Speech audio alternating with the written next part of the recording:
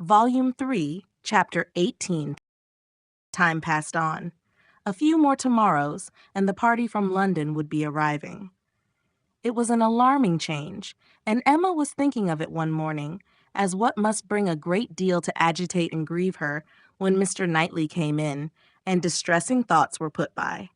After the first chat of pleasure, he was silent, and then, in a graver tone, began with, "I have something to tell you, Emma, some news." "Good or bad?" said she quickly, looking up in his face. "I do not know which it ought to be called." "Oh, good, I am sure. I see it in your countenance. You are trying not to smile." "I am afraid," said he, composing his features. "I am very much afraid, my dear Emma, that you will not smile when you hear it." "Indeed, but why so? I can hardly imagine that anything which pleases or amuses you should not please and amuse me too." "There is one subject," he replied, "I hope but one, on which we do not think alike." He paused a moment, again smiling, with his eyes fixed on her face. "Does nothing occur to you? Do not you recollect?" "Harriet Smith." Her cheeks flushed at the name, and she felt afraid of something, though she knew not what. "Have you heard from her yourself this morning?" cried he. "You have, I believe, and know the whole." "No, I have not. I know nothing. Pray tell me." "You are prepared for the worst, I see, and very bad it is. Harriet Smith marries Robert Martin." Emma gave a start, which did not seem like being prepared, and her eyes, in eager gaze, said, "No, this is impossible." But her lips were closed. "It is so indeed," continued Mr. Knightley. "I have it from Robert Martin himself. He left me not half an hour ago." She was still looking at him with the most speaking amazement. "You like it, my Emma, as little as I feared. I wish our opinions were the same, but in time they will. Time, you may be sure, will make one or the other of us think differently, and in the meanwhile, we need not talk much on the subject." "You mistake me. You quite mistake me," she replied, exerting herself. "It is not that such a circumstance would now make me unhappy, but I cannot believe it. It seems an impossibility.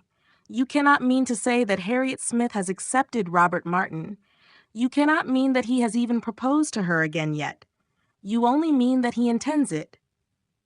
"I mean that he has done it," answered Mr. Knightley, with smiling but determined decision, "and been accepted." "Good God!" she cried. "Well?" Then, having recourse to her work-basket, in excuse for leaning down her face and concealing all the exquisite feelings of delight and entertainment which she knew she must be expressing, she added, "Well, now tell me everything. Make this intelligible to me. How, where, when? Let me know it all. I never was more surprised, but it does not make me unhappy, I assure you." "How? How has it been possible?" "It is a very simple story. He went to town on business 3 days ago, and I got him to take charge of some papers which I was wanting to send to John. He delivered these papers to John at his chambers, and was asked by him to join their party the same evening to Astley's. They were going to take the 2 eldest boys to Astley's. The party was to be our brother and sister, Henry, John, and Miss Smith. My friend Robert could not resist. They called for him in their way, were all extremely amused, and my brother asked him to dine with them the next day, which he did. And in the course of that visit, as I understand, he found an opportunity of speaking to Harriet, and certainly did not speak in vain. She made him, by her acceptance, as happy even as he is deserving. He came down by yesterday's coach, and was with me this morning immediately after breakfast to report his proceedings, first on my affairs and then on his own. This is all that I can relate of the how, where, and when. Your friend Harriet will make a much longer history when you see her. She will give you all the minute particulars, which only woman's language can make interesting. In our communications, we deal only in the great. However, I must say that Robert Martin's heart seemed for him, and to me, very overflowing, and that he did mention, without its being much to the purpose, that on quitting their box at Astley's, my brother took charge of Mrs. John Knightley and little John, and he followed with Miss Smith and Henry, and that at one time they were in such a crowd as to make Miss Smith rather uneasy. He stopped. Emma dared not attempt any immediate reply. To speak, she was sure, would be to betray a most unreasonable degree of happiness. She must wait a moment, or he would think her mad. Her silence disturbed him, and after observing her a little while, he added, "Emma, my love, you said that this circumstance would not now make you unhappy, but I am afraid it gives you more pain than you expected. His situation is an evil, but you must consider it as what satisfies your friend, and I will answer for your thinking better and better of him as you know him more. His good sense and good principles would delight you. As far as the man is concerned, you could not wish your friend in better hands. His rank in society I would alter if I could, which is saying a great deal, I assure you, Emma. You laugh at me about William Larkins, but I could quite as ill spare Robert Martin." He wanted her to look up and smile, and having now brought herself not to smile too broadly, she did, cheerfully answering, "You need not be at any pains to reconcile me to the match. I think Harriet is doing extremely well. That her connections may be worse than his. In respectability of character, there can be no doubt that they are. I have been silent from surprise merely, excessive surprise. You cannot imagine how suddenly it has come on me, how peculiarly unprepared I was, for I had reason to believe her very lately more determined against him, much more than she was before." "You ought to know your friend best," replied Mr. Knightley, "but I should say she was a good-tempered, soft-hearted girl, not likely to be very, very determined against any young man who told her he loved her." Emma could not help laughing as she answered, "Upon my word, I believe you know her quite as well as I do. But, Mr. Knightley, are you perfectly sure that she has absolutely and downright accepted him? I could suppose she might in time, but can she already? Did not you misunderstand him? You were both talking of other things, of business, shows of cattle, or new drills, and might not you, in the confusion of so many subjects, mistake him? It was not Harriet's hand that he was certain of. It was the dimensions of some famous ox."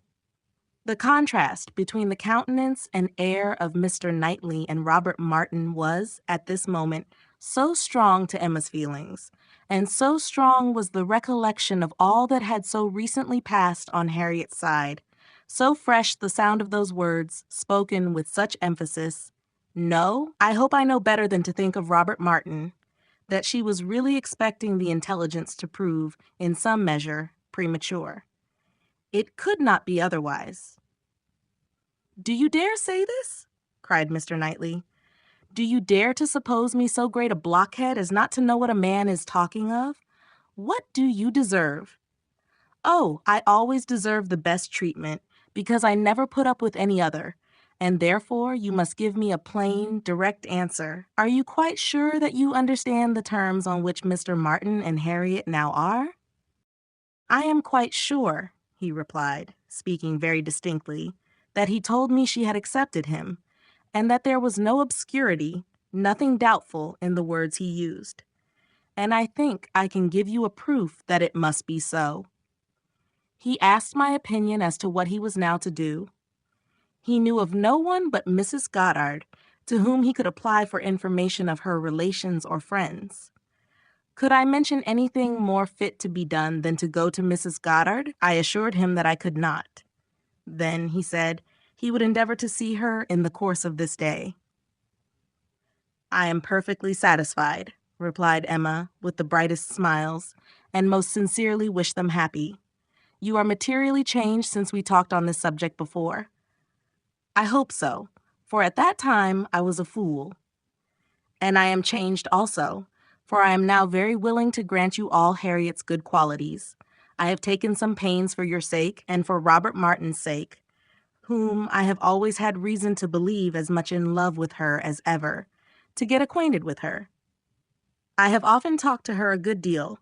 You must have seen that I did. Sometimes, indeed, I have thought you were half suspecting me of pleading poor Martin's cause, which was never the case.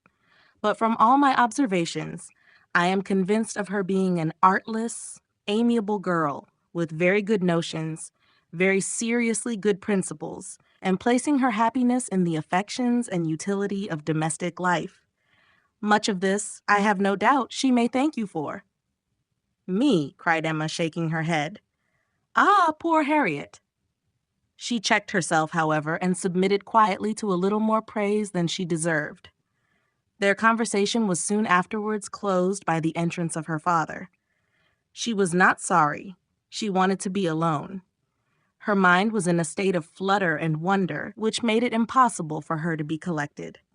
She was in dancing, singing, exclaiming spirits. Until she had moved about and talked to herself and laughed and reflected, she could be fit for nothing rational. Her father's business was to announce James's being gone out to put the horses to, preparatory to their now daily drive to Randall's, and she had, therefore, an immediate excuse for disappearing. The joy, the gratitude, the exquisite delight of her sensations may be imagined. The sole grievance and alloy thus removed in the prospect of Harriet's welfare, she was really in danger of becoming too happy for security. What had she to wish for? Nothing, but to grow more worthy of him, whose intentions and judgment had been ever so superior to her own. Nothing but that the lessons of her past folly might teach her humility and circumspection in future. Serious she was, very serious in her thankfulness and in her resolutions, and yet there was no preventing a laugh sometimes in the very midst of them. She must laugh at such a close. Such an end of the doleful disappointment of 5 weeks back. Such a heart, such a Harriet. Now there would be pleasure in her returning. Everything would be a pleasure. It would be a great pleasure to know Robert Martin. High in the rank of her most serious and heartfelt felicities was the reflection that all necessity of concealment from Mr. Knightley would soon be over. The disguise, equivocation, mystery, so hateful to her to practice, might soon be over. She could now look forward to giving him that full and perfect confidence which her disposition was most ready to welcome as a duty. In the gayest and happiest spirits she set forward with her father, not always listening, but always agreeing to what he said, and, whether in speech or silence, conniving at the comfortable persuasion of his being obliged to go to Randall's every day, or poor Mrs. Weston would be disappointed. They arrived. Mrs. Weston was alone in the drawing-room, but hardly had they been told of the baby, and Mr. Woodhouse received the thanks for coming which he asked for, when a glimpse was caught through the blind of 2 figures passing near the window. "It is Frank and Miss Fairfax," said Mrs. Weston. "I was just going to tell you of our agreeable surprise in seeing him arrive this morning. He stays till tomorrow, and Miss Fairfax has been persuaded to spend the day with us. They are coming in, I hope." In half a minute they were in the room. Emma was extremely glad to see him, but there was a degree of confusion, a number of embarrassing recollections on each side. They met readily and smiling, but with a consciousness which at first allowed little to be said, and having all sat down again, there was for some time such a blank in the circle that Emma began to doubt whether the wish now indulged, which she had long felt, of seeing Frank Churchill once more, and of seeing him with Jane, would yield its proportion of pleasure. When Mr. Weston joined the party, however, and when the baby was fetched, there was no longer a want of subject or animation, or of courage and opportunity for Frank Churchill to draw near her and say, "I have to thank you, Miss Woodhouse, for a very kind, forgiving message in one of Mrs. Weston's letters. I hope time has not made you less willing to pardon. I hope you do not retract what you then said." "No, indeed," cried Emma, most happy to begin. "Not in the least. I am particularly glad to see and shake hands with you, and to give you joy in person." He thanked her with all his heart, and continued some time to speak with serious feeling of his gratitude and happiness. "Is not she looking well?" said he, turning his eyes towards Jane. Better than she ever used to do? You see how my father and Mrs. Weston doted upon her." But his spirits were soon rising again, and with laughing eyes, after mentioning the expected return of the Campbells, he named the name of Dixon. Emma blushed, and forbade its being pronounced in her hearing. "I can never think of it," she cried, without extreme shame. "The shame," he answered, "is all mine, or ought to be. But is it possible that you had no suspicion? I mean of late. Early, I know, you had none." "I never had the smallest, I assure you." "That appears quite wonderful. I was once very near, and I wish I had. It would have been better. But though I was always doing wrong things, they were very bad wrong things, and such as did me no service. It would have been a much better transgression had I broken the bond of secrecy and told you everything." "It is not now worth a regret," said Emma. "I have some hope," resumed he, "of my uncle's being persuaded to pay a visit at Randall's. He wants to be introduced to her. When the Campbells are returned, we shall meet them in London, and continue there, I trust, till we may carry her northward. But now I am at such a distance from her. Is not it hard, Miss Woodhouse? Till this morning we have not once met since the day of reconciliation. Do not you pity me?" Emma spoke her pity so very kindly that with a sudden accession of gay thought he cried, "Ah, by the by," then sinking his voice and looking demure for the moment, "I hope Mr. Knightley is well?" He paused. She colored and laughed. "I know you saw my letter, and think you may remember my wish in your favor. Let me return your congratulations. I assure you that I have heard the news with the warmest interest and satisfaction. He is a man whom I cannot presume to praise."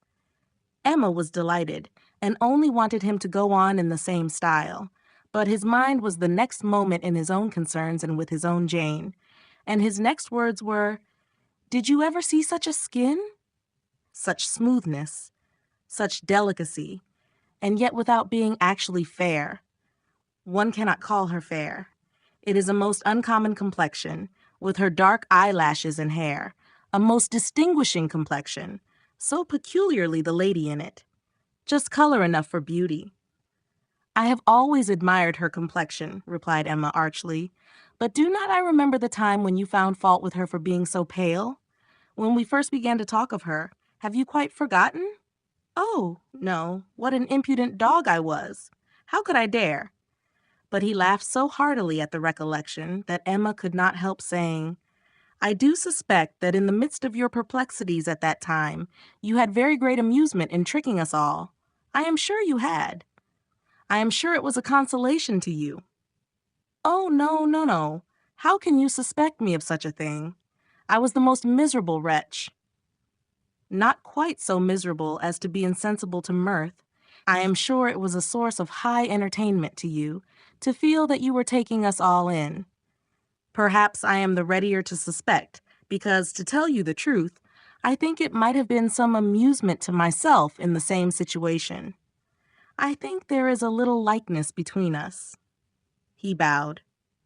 "If not in our dispositions," she presently added, with a look of true sensibility, "there is a likeness in our destiny, the destiny which bids fair to connect us with two characters so much superior to our own."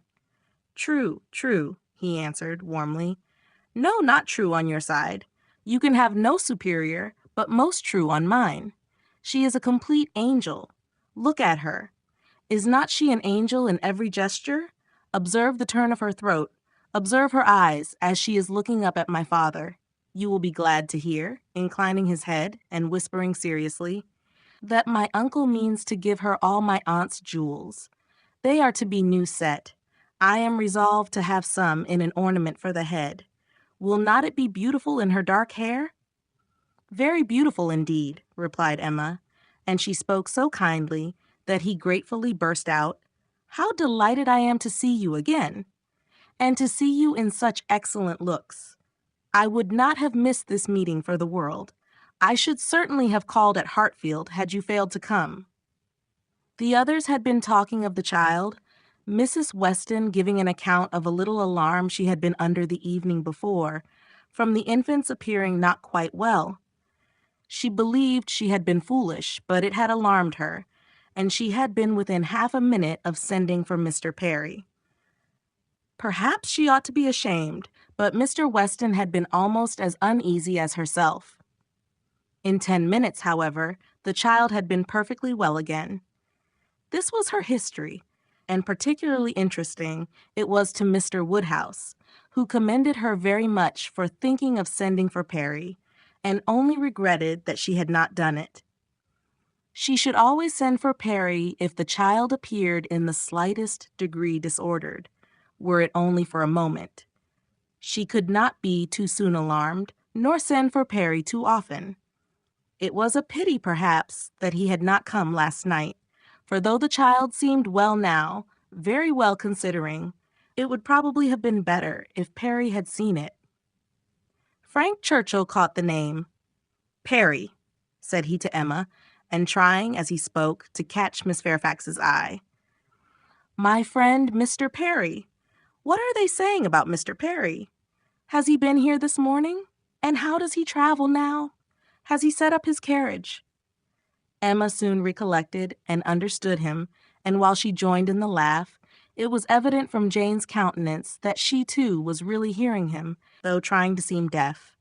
"Such an extraordinary dream of mine," he cried. "I can never think of it without laughing." She hears us, Miss Woodhouse. I see it in her cheek, her smile, her vain attempt to frown. Look at her. Do not you see that at this instant the very passage of her own letter which sent me the report is passing under her eye, that the whole blunder is spread before her, that she can attend to nothing else, though pretending to listen to the others? Jane was forced to smile completely for a moment, and the smile partly remained as she turned towards him and said in a conscious, low yet steady voice, "How you can bear such recollections is astonishing to me. They will sometimes obtrude, but how you can court them."